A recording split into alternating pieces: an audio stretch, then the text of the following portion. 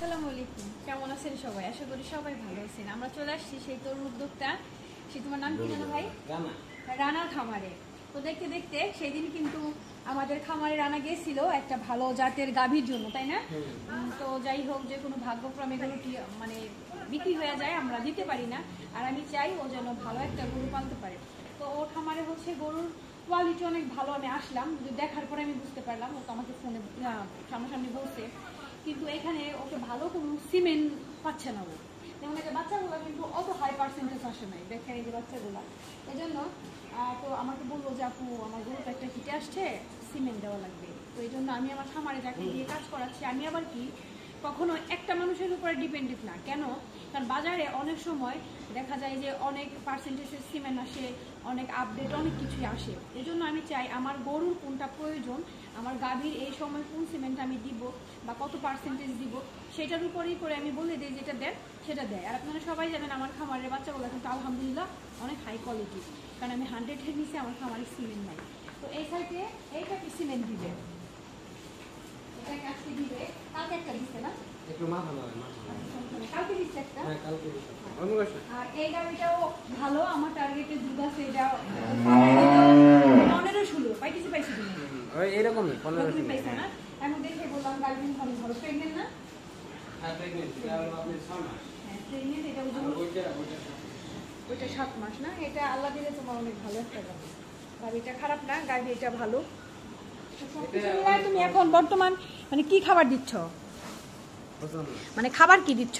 খাবার আপনার সকালে ঘুম থেকে ওঠার পরে আপনার ভুসি মুসি দানাদার খাওয়ানোর পর কাঁচা ঘাস দিতেছি, এইটা। আর হলো আর খের দেই, খের অতটা খায় না, কিন্তু তোমার তো ঘাস আছে অনেক না? ঘাস আছে অনেক। আচ্ছা, ঘাসের উপরে ডিপেন্ড করা ভালো, সর্বোচ্চ ভালো, কারণ ঘাস ছাড়া গরু লালন পালন করা একদম মুশকিল। আর ও তো সর্বপ্রথমে একটা লস খাইছে, সেটা হচ্ছে ট্রেনিং না করে, তাই না ভাই? ট্রেনিং না করে। তো আস্তে আস্তে আমাদের দরগ্রামে একটা ট্রেনিং শুরু হয়েছে, কিন্তু এখানে ওর নামটা আমি দিতে পারি নাই, নাম দিয়ে দিব নেক্সটে। আবার যে ট্রেনিংগুলো আসবে, আপনারা যারাই খামার করেন না কেন অবশ্যই ঘাসের উপরে নির্ভরশীল হবেন এবং তার পাশাপাশি ট্রেনিং করবেন, এটাই। কারণ ট্রেনিং ছাড়া আসলে গরু লালন পালন করা খুবই মুশকিল। এই গাভিটাও ভালো, এই গাভিটা, হ্যাঁ এই গাভিটাও ভালো। এই গাভিটা সকালবেলা কয়টা পাও? 9টা পাও না দুধ? হ্যাঁ 9টা 12টা পাই, জোর ছিল তো, এরপরে দুধ একটু কমে গেছে। তাই না? না, এটার দুধ আছে, এটা কোয়ালিটি ভালো, উলান আগা পাছায় সমান আসবে। আর আপনি এটা হলো শাহিওয়াল। শাহিওয়াল ওই যে সামনেরটা না?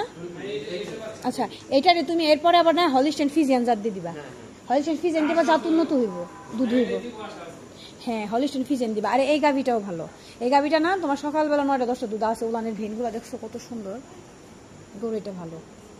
যাক, তোমার এখানে গরু খারাপ না, গরু ভালোই আছে। এই গরুটাও ভালো, ওটা তো 4 বছর। ওইটা রেখে দিও না, লাথি দিব না, ওইটা তুমি যে যত্ন দিও, ওটা কিন্তু অনেক মোটা হয়ে যাবে। এটা এমনি খাওয়া তো ঠিক আছে, ওই মাছখানে একটু খাওয়া করতে হবে না। থাক থাক থাক থাক থাক থাক, ভয় পাই, নতুন আসছি তো। হ্যাঁ হ্যাঁ, সমস্যা নেই, ওইটা না আমি না ব্যারাম তো নাই কোনো না। আচ্ছা তাহলে তুমি মোটা তাজারি দিয়ে দিবা, কুরবানিতে বিক্রি করবা না পরে বিক্রি করবা? না বিক্রি কি পরে করবেন? ওইটা আমার অনেক বড় করার শখ আছে। বড় গরু তো ভাই তুমি বিক্রি করতে সমস্যা হইব, তার চেয়ে তুমি যদি সমস্যা নাই তার চেয়ে যদি একটা বিক্রি করে মোটা তাজা মানে 2টা আবার কিনে দিলে ভালো। তো সবাই ভালো থাকবে। আমারটা দেখাইলাম, খুবই ভালো লাগলো, পরিবেশটা অনেক সুন্দর। তাই তো সুরম দিতে পারি না, ধরি কে বাইরে আনি। তো এখানে হচ্ছে সিমেন্ট রেডি করতেছে, এখানে সিমেন্ট রেডি করতেছে, পানি রাকিব হামসিনি তো, আমি তো হেয়ার কাছ থেকে তাই না?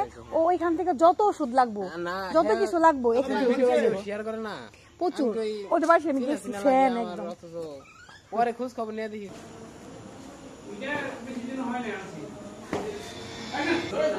সিমেন্ট দেওয়া হচ্ছে,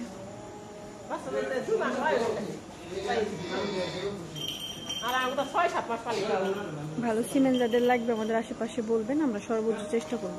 কারণ ভালো গাভীর থেকে যদি ভালো বাচ্চা না আসে, ওই খামার কখনোই লাভ করতে পারবে না। পজিশন ভালো আছিল, পাস হয়ে গেল।